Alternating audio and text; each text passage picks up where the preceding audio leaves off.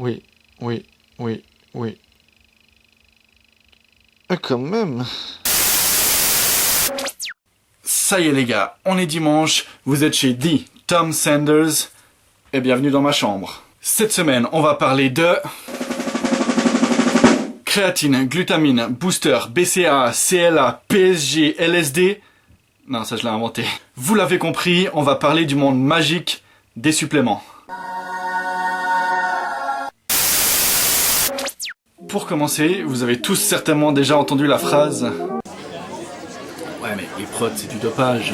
Regarde-moi, les sports extrêmes je connais, je fais du curling. » À tous ces gens, j'ai qu'une chose à leur répondre. Non. Ah non.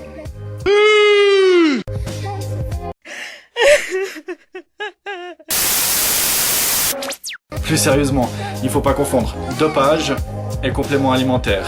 Si c'était vraiment du dopage, on pourrait pas les acheter dans toutes les pharmacies ou autres centres commerciaux.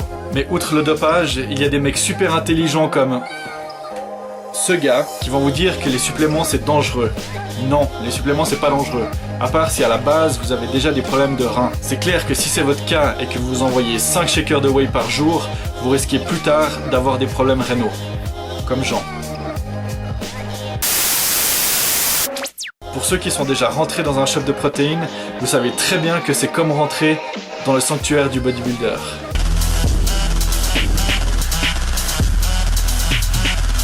Et oui, ça peut paraître bizarre, mais pour nous, pratiquants de muscu, ben, ça fait cet effet-là.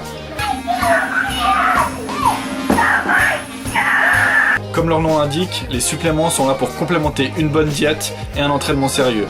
Si ces deux choses-là sont pas au point, bah autant dépenser votre argent pour aller acheter un top toner. Biceps, triceps, pecs, delts, quads, lats, and glutes. The Tub Toner. Gardez en tête que ce ne sont pas des produits magiques. Il y a beaucoup de marketing derrière tout ça, donc ne vous laissez pas avoir par toutes ces pubs avec des promesses incroyables. On peut revenir sur le dernier produit ? Ouais, alors là, je suis comme la fosse. Sceptique.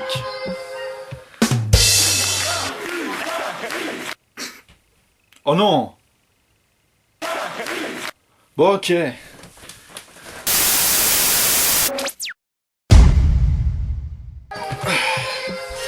Même si les nutriments dont vous avez besoin se trouvent dans ce que vous mangez, la whey a surtout un côté pratique. Si vous n'avez pas la chance d'avoir une pause le matin et l'après-midi, il sera toujours mieux de prendre un shaker que de rien manger pendant 5 heures ou plus. Même si je sais que vous courez entre le boulot, les études, vos amis, la famille, vos rendez-vous Tinder, le top du top, la crème de la crème, la whey de la whey, serait de pouvoir manger à chaque repas de la nourriture.